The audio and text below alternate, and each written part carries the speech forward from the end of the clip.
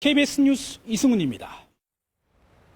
SNS나 가상 자산을 통해서 마약류를 밀수입해 유통하거나 투약한 140여 명이 무더기로 경찰에 붙잡혔습니다. 압수된 분량만 시가 40억 원 상당, 4만여 명이 동시에 투약할 수 있는 양입니다. 이윤우 기자의 보도입니다. 택배 상자에서 나오는 비타민C라고 쓰여있는 영양제 용기 여러 개. 그 안엔 알약이 가득 담겨 있는데 비타민이 아닌 필로폰 등 캡슐 형태로 가공한 마약류입니다. 땅속을 파보니 나오는 의문의 검은 물체, 역시 한 야산에 숨겨둔 마약류입니다. 서울경찰청 마약범죄수사대는 SNS와 가상자산을 악용해 마약류를 밀수입하고 판매한 일당과 매수자, 투약자 등 149명을 마약류 관리에 관한 법률 위반 등의 혐의로 검거하고 이 중 7명을 구속했다고 오늘 밝혔습니다. 밀수입책인 20대 남성 A씨는 2023년부터 5차례에 걸쳐 국제 택배를 이용해 캐나다에서 필로폰 등 마약류를 밀수입해 국내에 유통했던 거로 드러났습니다. 또 다른 유통책 15명은 수도권 일대에 마약류를 사전에 숨긴 뒤 숨긴 장소를 전달하는 이른바 던지기 수법으로 마약류를 유통했던 거로 조사됐습니다. 마약 구매 대금이 오갈 때는 가상자산이 이용됐던 것도 드러났습니다. 경찰은 금융정보분석원에 신고되지 않은 불법 가상자산 거래소가 마약 구매 대금이 오가는 데에 개입했던 것을 적발해 해당 거래소 운영자 4명을 불구속 송치했습니다. 경찰 조사 결과 이들은 마약 구매자들로부터 송금받은 매수대금 13억 원가량을 가상자산으로 환전해 판매책들에게 전달한 거로 파악됐습니다. 검거 과정에서 시가 40억 원 상당의 마약이 압수됐는데 경찰은 4만여 명이 동시 투약할 수 있는 양이라고 설명했습니다. 경찰은 또 마약 유통을 통해 생긴 범죄 수익 4억 2,200만 원을 기소 전 추징 보전 조치했다고 밝혔습니다. KBS 뉴스 이윤우입니다. 트럼프 미국 대통령이 우크라이나에 공격 무기를 대규모로 지원하기로 했습니다. 또 러시아에 대해선 휴전을 서두르지 않으면 높은 관세를 부과하겠다고 경고했습니다. 워싱턴 김지숙 특파원의 보도입니다. 트럼프 대통령이 북대서양 조약기구 나토와 협정을 체결해 우크라이나에 대규모 공격 무기를 지원하기로 했습니다. 미국이 나토에 무기를 팔면 나토가 이를 구매해 우크라이나에 제공하는 방식입니다. We're going to supply weapons to NATO at a large amount. They're going to deliver the weapons and they're going to pay for 100% of the weapons. 이번 무기 지원엔 우크라이나의 생명줄, 패트리엇 미사일뿐 아니라 대규모 공격 무기가 포함됩니다. 특히 트럼프 대통령은 일부 패트리엇 시스템은 며칠 내로 도착할 거라며 신속한 지원도 예고했습니다. 우크라이나에 대한 무기 지원에 소극적이었던 기존 방침에서 상당히 달라진 것으로 우크라이나 종전해법을 압박하기 위한 것으로 풀이됩니다. 트럼프 대통령은 또 러시아를 향해 50일 이내에 휴전에 합의하지 않으면 100%에 달하는 혹독한 2차 제재 관세를 부과하겠다고 엄포를 놨습니다. 러시아에 100% 관세를 부과하고 러시아의 원유를 구매하는 국가에는 2차 관세를 부과하겠다는 의미라고 백악관 당국자는 밝혔습니다. 러시아가 평화 합의를 서두르지 않으면 러시아는 물론 러시아의 무역 상대국에도 고율 관세를 부과해 러시아를 고립시키겠다는 위협입니다. And again, that was something I use. I use trade for a lot of things, but it's great for settling wars. 현재 미 상원에는 러시아의 원유를 구매하는 국가에 500%의 관세를 부과하는 내용의 초당적 법안도 발의돼 논의 중입니다. 다만 트럼프 대통령은 해당 법안이 꼭 필요한지 모르겠다면서도 매우 유용할 수 있다. 두고 보자며 입장을 유보했습니다. 워싱턴에서 KBS 뉴스 김지숙입니다. EU 회원국들은 미국이 예고한 상호관세 30%를 수용할 수 없다는 강경한 입장입니다. 이와 함께 미국산 제품에 고율 관세를 부과하는 보복 조치 준비에도 속도를 내고 있습니다. 파리 안다영 특파원의 보도입니다. 유럽연합 EU가 트럼프 미국 대통령으로부터 통보받은 관세율은 30%. 이 서한을 받은 지 이틀 만에 EU 통상장관 회의가 열렸습니다. 회원국들은 우선 관세율 30%를 절대 수용할 수 없다는 데 공감했습니다. 또 27개국을 대표해 협상 중인 집행위원회를 전적으로 지지하고 필요하다면 단호하고 비례적인 대응에 나서야 한다는 데도 동의했습니다. We need to prepare in order to give our Commission the strongest possible negotiation position, and I think we managed to achieve that today. 지난주까지만 해도 EU는 대미 협상에 진전이 있었다며 원칙적 합의 타결이 며칠 내 가능할 것으로 낙관했었습니다. 하지만 트럼프 대통령은 4월 발표 당시 20%보다 높은 30%의 관세를 통보했습니다. 협상을 이끄는 마로시 셰프초비치 EU 집행위원은 트럼프 대통령의 서한에 유감을 표명했습니다. We also want to discuss how this is affecting the economy, and of course we are very obviously also discussing what we can do to trade more with each other. EU는 일단 무역 전면전을 피하기 위해 관세 부과 시점인 8월 1일까지 협상에 전념하겠다는 입장입니다. 그러면서 협상 카드로 쓸 보복 조치 준비에도 속도를 내고 있습니다. 집행위는 항공기와 자동차 부품 등 특정 미국산 상품에 고율 관세를 부과하는 약 116조 원 규모의 2차 보복 조치 패키지를 회원국들에 제안했습니다. 당초 약 161조 원에서 축소된 규모로 회원국 승인을 받은 이 행법이 채택돼야 실행 가능합니다. 파리에서 KBS 뉴스 안다영입니다.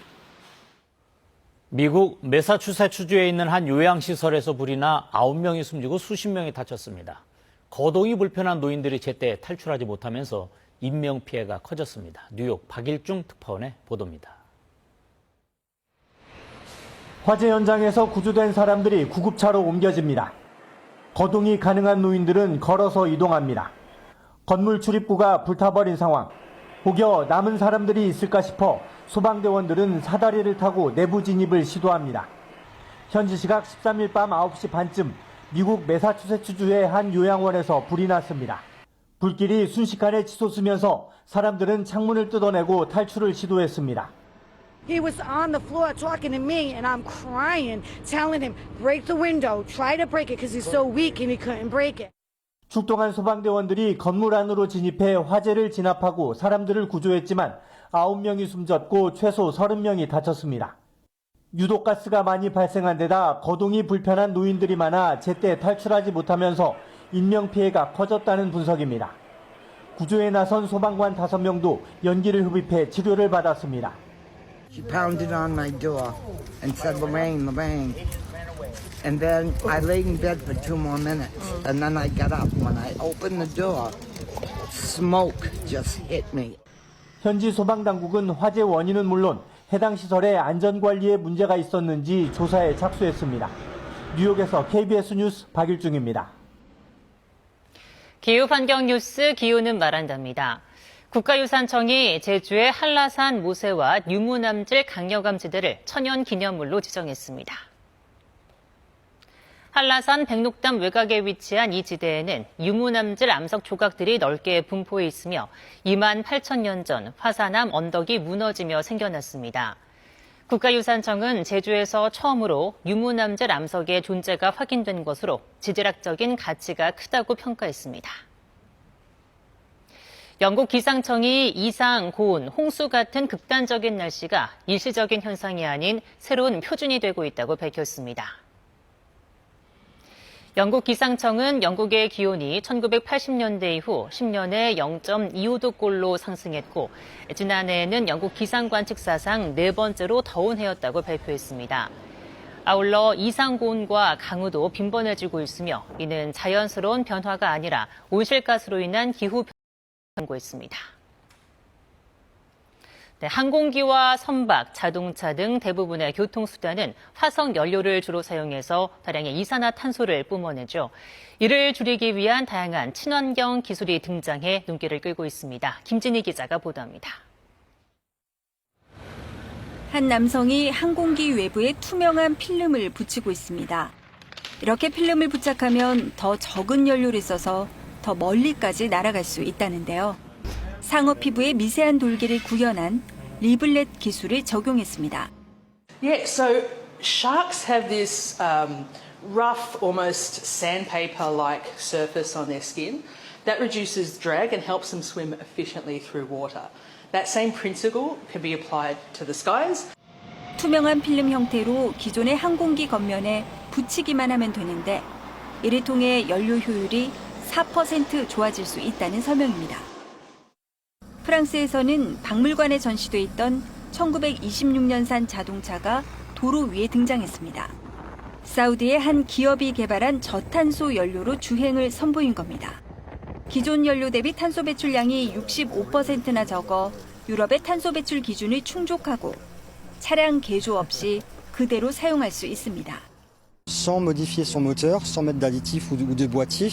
Et on est en train de prouver avec une voiture qui est presque centenaire, qui est la voiture vraiment la Joconde du musée, que cela est tout à fait possible et réalisable. 아직은 발전시키는 단계로 상용화까지는 시간이 더 걸릴 거라는데요. 이 같은 친환경 기술들이 탄소 중립 달성을 위한 전환점이 될 수 있을지 주목됩니다. 지금까지 기우는 말한대였습니다. 이 시각 서울은 잔뜩 흐린 가운데 약한 비가 내리고 있습니다. 오늘 밤까지 전국에 비가 오락가락 이어지겠습니다. 현재 수도권과 강원도, 충북을 중심으로 비가 내리고 있습니다. 오늘 예상되는 비의 양은 수도권과 충남, 제주에 5에서 20mm, 그 밖의 지역에 5에서 60mm 정도입니다. 내일은 서쪽에서 저기압이 다가와 모레까지 강하고 많은 비가 내리겠습니다. 경기 남부와 충남 서해안에는 200mm의 큰 비가 예보됐습니다. 특히 내일 저녁부터 모레 오전 사이 중부지방과 전북을 중심으로는 시간당 최대 50mm의 집중호우가 예상됩니다. 비 피해 없도록 미리 대비하셔야겠습니다. 바람도 강하게 불겠습니다. 대부분 지역에서 순간 풍속 초속 15m 안팎의 돌풍이 부는 곳이 있겠습니다. 당분간 비가 내리면서 더위가 주춤하겠습니다. 오늘과 내일, 모레는 서울의 낮 기온이 28도 등 대부분 지역 30도를 밑돌겠습니다. 지금까지 날씨 전해드렸습니다. 내란 특검이 재구속 후 계속 출석에 불응하는 윤석열 전 대통령에 대해 오늘 오후 2시 2차 강제 구인에 나섭니다. 김건희 특검은 통일교 청탁 의혹과 관련해 건진법사 법당을 압수수색했고 순직 해병 특검은 VIP 경무소 수사를 위해 강의구 전 대통령실 부속실장을 내일 소환하기로 했습니다. 이재명 정부 1기 강요에 대한 인사청문회 이틀째인 오늘 안규배 국방부 장관 후보자와 권오을 국가보훈부 장관 후보자 등 5명에 대한 검증이 진행되고 있습니다. 야당이 압박 수위를 올리는 가운데 여당은 비방을 멈추라고 맞서면서 공방이 가열되고 있습니다. 유튜브 뮤직 끼워 팔기 논란을 빚었던 구글이 음원 서비스를 빼고 가격을 40% 이상 내린 동영상 단독 상품을 출시하겠다고 밝혔습니다. 공정위가 조사에 들어가자 자진 시정 방안을 내놓은 건데 공정위는 한 달간 의견 수렴을 거친 뒤 승인 여부를 결정할 계획입니다. SNS를 이용해 마약을 매매하고 투약한 140여 명이 무더기로 경찰에 붙잡혔습니다. 압수된 분량만 4만여 명이 동시에 투약할 수 있는 규모인데 이들은 금융당국의 감시를 피하기 위해서 가상자산을 이용해 거래한 것으로 조사됐습니다. 유튜브가 월 회비를 낮춘 동영상 단독 상품을 출시하겠다는 계획을 밝혔습니다. 네, 이른바 끼워 팔기에 대한 제재를 피하는 대신 자진 시정안을 구체화한 건데 공정거래위원회 허용 여부가 최종 관건입니다. 이승훈 기자의 보도입니다. 구글은 지난 2018년 광고 없이 볼 수 있는 유튜브 프리미엄 요금제를 국내에서 출시했습니다. 문제는 이 서비스에 유튜브 음악 서비스까지 일률적으로 포함해 가격을 책정했다는 겁니다. 음악 서비스가 필요 없는 소비자들의 불만과 함께 끼워 팔기 논란이 제기되면서 공정위의 조사가 시작된 상황. 이에 구글 측은 동의 의결 절차, 즉 공정위가 위법 여부를 판단하지 말아달라 요청한 상태입니다. 대신 구글은 자진 시정안을 내놨습니다. 유튜브 프리미엄 라이트라는 새로운 요금제를 출시해 음악 서비스 이용 없이 광고 없는 동영상을 볼 수 있게 하겠다는 겁니다. 가격은 안드로이드와 웹은 8,500원, 애플 운영체계는 1,900원으로 기존 프리미엄 요금제의 56에서 57% 수준입니다. 기존의 구독제 상품인 유튜브 프리미엄과 유튜브 뮤직 프리미엄에는 아무런 변화가 없고 동상품들을 이용하기 원하는 소비자들은 계속해서 구독할 수 있습니다. 유튜브 라이트 요금제는 공정위의 동의 의결이 확정될 경우 90일 이내에 출시되며 가격은 최소 1년 이상 유지될 예정입니다. 이후에 가격을 바꾸더라도 앞으로 4년 동안은 프리미엄 요금제와 비교한 상대 가격 수준이 다른 주요 국가들보다 높지 않게 하기로 했습니다. 공정위는 앞으로 30일 동안 관계부처와 이해관계인 등의 의견을 수렴한 뒤 동의의결 허용 여부를 최종 결정할 계획입니다. KBS 뉴스 이승훈입니다. 국회에서는 오늘 국방부, 보훈부 장관 후보자 등 5명에 대한 인사청문회가 진행되고 있습니다. 더불어민주당은 국민의힘이 청문회 첫날부터 비방과 인신공격으로 일관했다고 비판했고, 국민의힘은 민주당이 청문회 파행을 유도하고 있다며 강선우 여가부 장관 후보자의 자진 사퇴를 촉구했습니다. 박영민 기자의 보도입니다.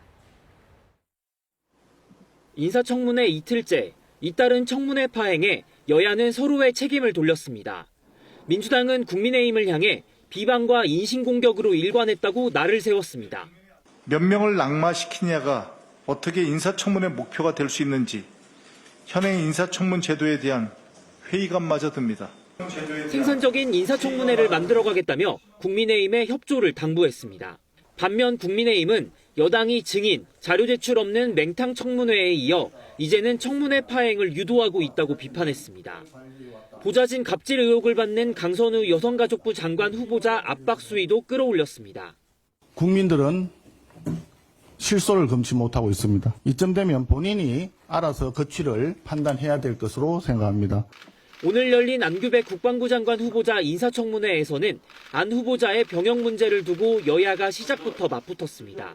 국민의힘에서 안 후보자가 14개월 복무가 원칙인 방위병 복무를 22개월간 수행했다며 관련 자료 제출을 요구하자 민주당은 단기 사병이라는 용어를 써야 한다면서 정치 공세를 멈추라고 맞섰습니다. 병적 기록 제출 여부를 두고 여야가 충돌하면서 청문회가 잠시 정회되기도 했습니다. 권오을 국가보훈부 장관 후보자 인사청문회에선 권 후보자의 경력을 두고 공방이 벌어졌습니다. 국민의힘은 권 후보자가 보훈 경력이 전무하다고 날을 세웠고, 민주당은 이념을 넘어 사회통합, 국민통합을 이끌 자격이 충분하다며 엄호했습니다. 한편 국회 과방위는 백영훈 과기부 장관 후보자에 대한 인사청문 경과 보고서를 채택했습니다. KBS 뉴스 박영민입니다. SNS나 가상 자산을 통해서 마약류를 밀수입해 유통하거나 투약한 140여 명이 무더기로 경찰에 붙잡혔습니다. 압수된 분량만 시가 40억 원 상당, 4만여 명이 동시에 투약할 수 있는 양입니다. 이윤우 기자의 보도입니다. 택배 상자에서 나오는 비타민C라고 쓰여있는 영양제 용기 여러 개. 그 안엔 알약이 가득 담겨 있는데 비타민이 아닌 필로폰 등 캡슐 형태로 가공한 마약류입니다. 땅속을 파보니 나오는 의문의 검은 물체, 역시 한 야산에 숨겨둔 마약류입니다. 서울경찰청 마약범죄수사대는 SNS와 가상자산을 악용해 마약류를 밀수입하고 판매한 일당과 매수자, 투약자 등 149명을 마약류 관리에 관한 법률 위반 등의 혐의로 검거하고 이 중 7명을 구속했다고 오늘 밝혔습니다. 밀수입책인 20대 남성 A씨는 2023년부터 5차례에 걸쳐 국제 택배를 이용해 캐나다에서 필로폰 등 마약류를 밀수입해 국내에 유통했던 거로 드러났습니다. 또 다른 유통책 15명은 수도권 일대에 마약류를 사전에 숨긴 뒤 숨긴 장소를 전달하는 이른바 던지기 수법으로 마약류를 유통했던 거로 조사됐습니다. 마약 구매 대금이 오갈 때는 가상자산이 이용됐던 것도 드러났습니다. 경찰은 금융정보 분석원에 신고되지 않은 불법 가상자산 거래소가 마약 구매 대금이 오가는 데에 개입했던 것을 적발해 해당 거래소 운영자 4명을 불구속 송치했습니다. 경찰 조사 결과 이들은 마약 구매자들로부터 송금받은 매수대금 13억 원가량을 가상자산으로 환전해 판매책들에게 전달한 거로 파악됐습니다. 검거 과정에서 시가 40억 원 상당의 마약이 압수됐는데 경찰은 4만여 명이 동시 투약할 수 있는 양이라고 설명했습니다. 경찰은 또 마약 유통을 통해 생긴 범죄 수익 4억 2,200만 원을 기소 전 추징 보전 조치했다고 밝혔습니다. KBS 뉴스 이윤우입니다.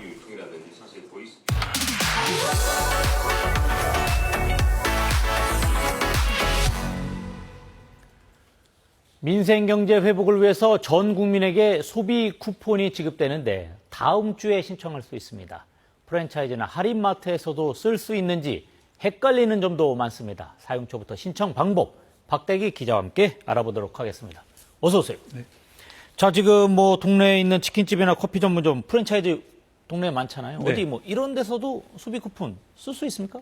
네, 일단 치킨집이라든지 저가 커피 전문점에서는 대부분 사용이 가능합니다. 네. 예, 반면에 스타벅스의 경우에는 100% 직영으로 운영이 되기 때문에 사용이 불가능합니다. 이 차이는 본사가 직영하는 곳이냐 아니면은 가맹점으로 자영업자가 운영하는 가맹점인지 이 여부에 따라 달라지는데요. 이 치킨집이라든지 저가 커피집은 대부분 가맹점이기 때문에 사용하실 수가 있습니다. 예. 이 소상공인을 지원하자는 것이 이번 소비 쿠폰의 취지이기 때문에 이 사용자 입장에서는 좀 헷갈리는 점들이 있습니다. 프랜차이즈 빵집의 경우에도 상당수는 이 가맹점이기 때문에 사용하실 수 있습니다. 요즘 뭐 가성비다 해가지고 뭐 실속 소비다 해가지고 저가 할인마트 뭐 다이소 같은 거 이런 거 이용하시는 분들도 많은데 이런 곳에서도 사용할 수 있습니까? 다이소의 경우에는 좀 특별한데요. 다이소는 그 종류에 따라 서로 다릅니다. 네. 겉보기에는 다 같은 다이소지만 그 중에는 직영점도 있고 가맹점도 있는 겁니다. 이 30%가량의 이 다이소만 가맹점이기 때문에 이 사용 전에 가맹점이 맞는지 확인해 보실 필요가 있습니다. 네. 이 다이소 측에서 가맹점의 경우에는 따로 스티커를 붙여서 안내를 해주기로 했습니다. 한류로 인기가 많은 올리브영의 경우에도 17% 정도만 가맹점이기 때문에 사전에 좀 확인을 하셔야 되겠고요. 다만 편의점 같은 경우에는 거의 100% 가맹점으로 운영되기 때문에 자유롭게 쓰실 수가 있습니다. 사실 코로나 재난지원금 때는 이 편의점에서 이 스마트워치라든지 무선 이어폰처럼 고가의 제품도 판매를 많이 했습니다. 이 소비 쿠폰을 노리고요. 그래서 이게 취지에 맞느냐 논란도 당시에 있었는데요.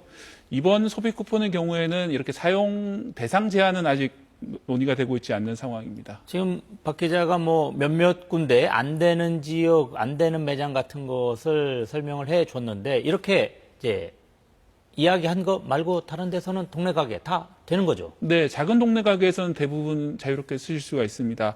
연매출 30억 원 이하의 소상공인 사업장은 대부분 사용이 가능하다고 보시면 되고요.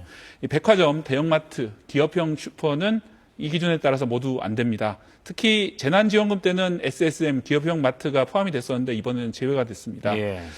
온라인 상거래 업종도 이용이 제한되는데요. 다만 이러다 보니까 좀 불편한 점이 있습니다. 키오스크라든지 테이블 오더 같은 경우에는 일부 기계의 경우에는 온라인으로 인식이 됩니다. 그래서 이런 경우에는 사용이 안 되는 경우가 있다. 좀 주의하실 필요가 있다는 이야기가 나오고 있고요.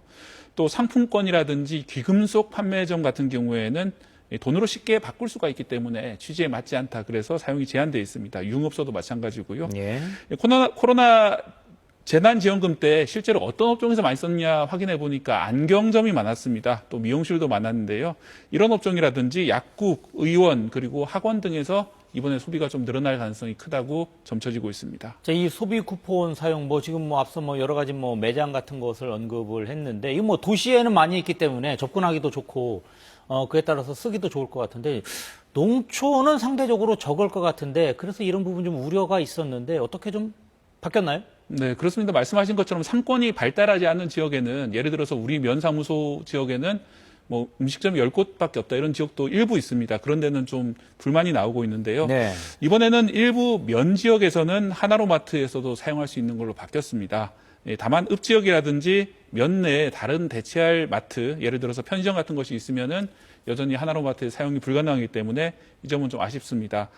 또 예를 들어서 제가 부산 북구에 살고 있다면은 부산시 전체에서 쓸 수가 있습니다. 이런 광역시나 특별시 같은 경우에는 해당 구뿐만 아니라 살고 있는 시 전체에서 쓸 수가 있는데요. 이 특별시나 광역시가 아닌 시도에 사신다면은 자신의 시나 군에서만 쓸 수가 있습니다. 예를 들어서 경남 김해시에 사시는 분들은 김해시에만 쓸 수가 있고 옆에 있는 창원시에서는 쓸 수가 없게 되는 거죠. 이 때문에 사용처를 좀 시도에서 넓혀달라 이런 요청이 나오고 있는데 이거는 차후에 이제 좀 여러 가지 논의가 있을 것 같습니다. 네. 그래서 이제 소비 쿠폰 신청할 때가 되니까 이 어떻게 신청하세요라고 하는 문자가 지금 휴대전화로 많이 오고 있는데 이거 어떻게 좀 믿어도 되는 겁니까? 네, 저도 카드사에서 문자가 많이 오고 있는데요. 네. 일단 이런 문자가 오는 것은 대부분 사실입니다. 하지만 문자 속에 링크가 포함되어 있는 경우에는 해킹을 위한 그런 가짜 문자의 가능성이 높습니다. 정부는 소비 쿠폰을 신청하라면서 URL, 그러니까 링크를 보내서 보내는 문자는 100% 가짜라면서 주의를 당부했는데요. 이 누르면 해킹이 되기 때문에 절대 누르시지 말기 바랍니다. 자, 그러면은 이 소비 쿠폰은 신청해야겠고 그럼 어떻게 해야 되는 겁니까?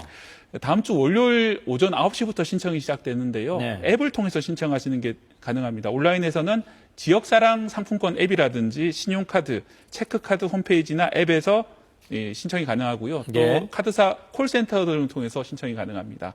오프라인으로 가시려면은 주소지 관할 읍면동의 주민센터라든지 카드사 제휴은행의 영업점에서 신청이 가능하십니다. 특히 종이 상품권을 좋아하시는 분도 많으신데 이런 분들은 주민센터로 가시면 됩니다. 신청은 9월 초까지 가능한데요. 다음 주 한 주 동안은 사람들이 몰릴 수 있기 때문에 출생 연도 끝자리에 따라서 신청일을 제한했습니다. 네. 예를 들어서 저는 77년생이기 때문에 끝자리가 7이잖아요. 그런 사람들은 화요일 날 가능하고요. 끝자리가 2인분들도 화요일 날 신청하시면 되고요. 예. 56년생이라든지 51년생처럼 끝자리가 1이나 6인 분들은 월요일에 신청하시면 됩니다. 네. 이런 식으로 신청 기한이 제한되어 있다는 점 주의하시면 되겠습니다. 네, 알겠습니다. 한 주만 그런 거죠? 네, 그렇습니다. 알겠습니다. 오늘 여기까지 듣도록 하겠습니다. 지금까지 박대기 기자와 함께했습니다. 고맙습니다.